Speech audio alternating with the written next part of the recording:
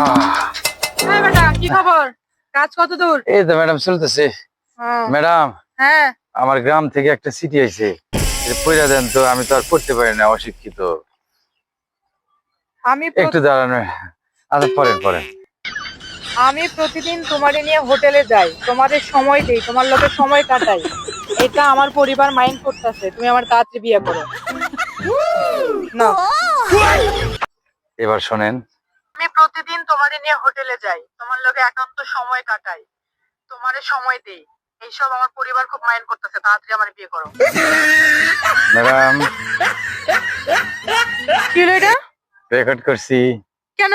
আপনি আমার কুত্তা খাটান, এইটা আমি রেকর্ড করছি।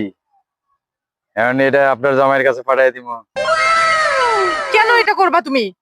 খবরদার আমার জামের কাছে যেন এটা না যায় বললাম। তাইলে ম্যাডাম, এখন থেকে 10টার সময় ওই আপনার কামে আমু, 5টার মধ্যে চলে যাবো। মাঝখানে 2 ঘন্টা বিরতি দিতে হবে, ঘুমামো আর খাবো। রাজি থাকলে একসাথে, না থাকলে এটা পাঠিয়ে দিব কিন্তু আপনার জামাইয়ের কাছে। এই হোয়াটসঅ্যাপে লাইনে আছে। না না না না না না ভাই না, দয়া করে এই কাজটা করিস না। তুই তোর ইচ্ছা মতো কাম করিস, আমি কিচ্ছু কমো না। একেই বলে মানকাসি।